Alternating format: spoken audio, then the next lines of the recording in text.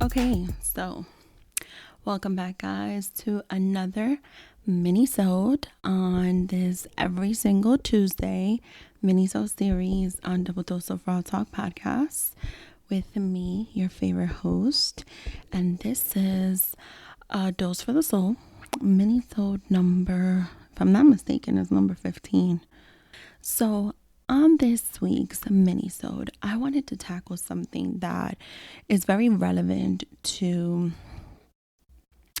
Misty just learning life lessons. And one of those lessons, and maybe at some point I'll get a little more candid about it and I'll go deeper into exactly what it is that I did. But the day that I decided that I was a very grown woman and wanted to move out with a man, I did it in a very hurtful and disrespectful way towards my parents. It was not pleasant. It was not nice. It was not at all now that I think of it, I am always going to forever be apologetic about it because I am very ashamed that I even did such a thing. And you guys might think, well, bitch, what the fuck did you do? It's the things that I thought I could say to my parents. It's the things that I thought I could say to my dad, really. Just to defend myself and to just defend my decisions in life. I was 19. Legally, I was an adult. And yes, I was in school. And yes, I had been working for a very long time up until that point. But I was pretty fucking dumb and stupid with the decisions that I was making. And oftentimes we hear, and I don't know if you guys have heard this, but I've definitely heard this. It's not always what you say, it's how you say it. And at that point, of course, at 19, it doesn't really matter what the fuck I was saying, because who the fuck did I think I could just move out, be a grown-ass woman, be engaged, have a family, get married, and live on my own, dumbass, like you're in fucking college, like what the fuck are you doing, right? But it was also the how, is the fact that what I know today, I wish I would have known then. Intent is everything with how you're trying to deliver a message, with how you're trying to get your point across, with what you're trying to do or how you're trying to do it, with what you're trying to say or how you're trying to say it. And I've said this many times before, and I will say it till I turn blue in the face. Perception is key. Perception is everything. And I'm not talking about people's opinions or judgments. That's not what I'm talking about. Remember what I said before. The only person who has a right to judge you is you. You want to be a little judgy with yourself? You be a little judgy with yourself. I am not someone who welcomes judgments from people. I don't. And I listen to others' opinions. Doesn't necessarily mean I'm going to do as they say or what they think or even suggest, but I take them into account, especially when I ask for them. Now, when it came to this particular situation of my life where I thought I was grown and hot shit, it's not so much the what I said, although it was what I said, it was also the how I said it. And my intent, now I'm able to say, it was pretty clear. It was to hurt feelings. And I regret that every single day of my life. And the reason why I regret it every single day of my life is because when I was having that conversation with my mom and with my dad that day, when I was being very not nice, it just was not nice. It was very hurtful. Things I had no business saying to him, but I thought I was very grown and bold and I thought I could. I turned to my mom, and I remember my mom, I cannot pinpoint exactly how the conversation continued to flow from what I was saying, because to be quite honest, I'm very surprised my parents did not just turn around and beat the shit out of me, but they didn't. They let me talk my mess and my shit. But my mom turned around and said to me something that stayed with me and has stayed with me forever since that day. And she said, be careful, Daisy. Of course, she said it in Spanish, but she said, be careful, Daisy, because in life, the person who you offend the most is who you will need from the most. And I kind of looked at her, and I can't remember exactly what I said after that. I know I tried to be slick again and say some slick shit, but I remember hearing her say that. And I remember just thinking, oh, she's just saying that just because she just wants me to change my mind. She's just, being a typical mom, whatever. Long story short, as you guys know, I have mentioned before, I am divorced, and the relationship itself was very tumultuous. It was not the most pleasant. I went through with a wedding by my own account, even though I at some point did say I didn't want to. Where I started to speak up, about the relationship that I was in that was very unhealthy, I started telling people I don't want to get married, don't want to get married. Needless to say, I still went through and got married, regardless of what people said to me. Some people said, yo, let's just run. Some people were like, nah, you just have to do it, right? I went through with it by my own account. When I finally walked away from the relationship, though, it was at that moment where I, as a young mother, a young single mother, soon to be a young divorced single mother, finishing school, starting a new job, a new career path, I'm here like, well, how the fuck am I going to do this? I know I have to do it. I know I have to walk away, but how the fuck am I going to do this? And in a moment of just, where do I turn? There wasn't much conversation that needed to be had.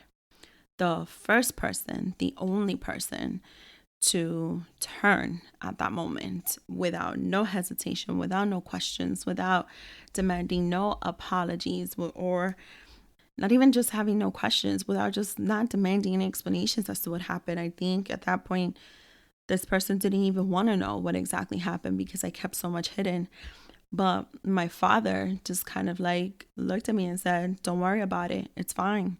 You could walk away. You could walk out. This home is still your home. And he received me with open arms. And he welcomed me with open arms. And he said that he had me and my son's back, not to worry. He was the first person to do that. I didn't have to come and say anything to him for him to say that. He just offered it. And of course, at that moment, it was a matter of having a conversation with my dad and still finding the right way without bawling the fuck out, which I'm doing my very best to hold it in right now because it's not easy to admit this. It was everything in me to have to be able to still have that conversation, to apologize to my father for what I said to him several years prior, for what I said in every intentional way of hurting his feelings, of just getting my way or no way, right? And I say that to say because this may not apply to every single situation or every single relationship anyone may have with any particular person, whether it is your family, whether it is a friend, whether it is a loved one, or even just sometimes on a professional level. You'll be surprised. And I talk about this all the time with the many different relationships we can have in life. But it is to say, sometimes it's not about filtering what we say. If you have an intent in saying something, if you have a purpose to it, if there is a reason for it, you do so. In life, we do have to remember, to every action, there is a reaction. And sometimes the action is not actual physical thing, but it's something that we say. And usually that comes from something that we're thinking about. And all of this is just to put it out there that I am someone who has a microphone now and a platform where I can express myself, where people who know me personally and don't know me from a hole in the wall tune in every single week to listen to my show. And I'm forever grateful for all of you that do so. And there are times that I still come on this platform and decide to share about things that have occurred in my life, about things that I may be going through. And I decide not only the what I say, but how I say it in that sharing moment. And when I want to get a message across, I definitely look at my intent behind it, and I look at my purpose and the reasoning behind it.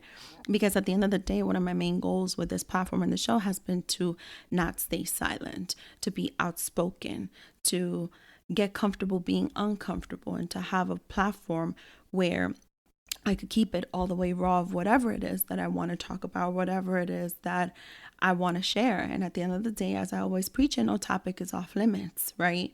And so even then, I've still chosen recently, regardless if the shoe fits for anyone in particular who is tuning in and may take it from a general standpoint or from a close personal standpoint, I am keeping in the back of my mind, yet at the forefront, that anything I may say, especially with someone who actually knows me, may not be well received, or maybe they didn't quite capture my intent, or maybe the shoe did fit. Who knows? But I still know that from my point of delivering my messages, or delivering my episodes, or delivering my purpose, or my topic of conversation, I have to be conscious of, it's not only what I say, it's also how I say it. It's about continuing to take accountability and remembering that sometimes, on a very personal note, and this is in no particular situation, this is just in general, a life lesson that has stayed with me, and I do take it with me as I'm producing the show and as I live my life on a daily basis, and I feel it's important to share it with everyone, right? Because it's something that really helped me learn. You know, we do sometimes have to just be aware and open eyes and mindful of what it is that we are saying, because we may at some point offend a particular someone, and it may be that someone who we need from the most. And so I wanted to share that with you guys, just a little reflective moment, a deeper look into my soul of a point in my life where I learned a hard lesson that I did offend one person very deeply. And that is the one person that was there to help me. And it is the person who I did need from the most. And I know many of you might say, oh, well, that's your father. You know, your father's going to do that. Your father's always going to love you. Your father's always going to help you. Not necessarily. That's not the case in everybody's story. Everybody has different dynamic relationships with their parents.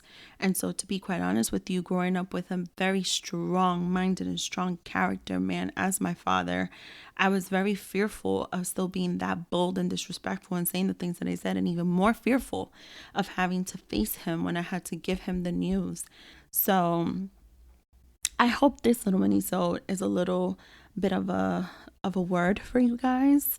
I don't know what any of you may be going through or what experiences you may be having, but if you are in that situation, I hope it's a little bit of a reflective moment for you. It was definitely something, again, that I said, like I said before, it was a life lesson to me. It was something that I've held with me forever and always. There are many ways that to this day I want to respond in certain situations, and who I was 5 years ago would have probably done so without thinking twice about how I'm delivering my message and what I'm trying to say and the purpose and the intent, etc. And who I am today still executes exactly what my message wants to be, but I do it differently. I do take a lot of things into account, and this is definitely one of those things. So thank you guys once again for tuning in to another mini-sode on this week's Tuesday, A Dose for the Soul, with your favorite host, Miss D, on Double Dose of Real Talk podcast. And this week, you guys make sure to tune back in on Thursday. It will be episode 50. Well, the official episode, because you guys know I have mini-sodes and bonus episodes, but it's a celebration, and it will be just me, yours truly. Talk to you later. Bye.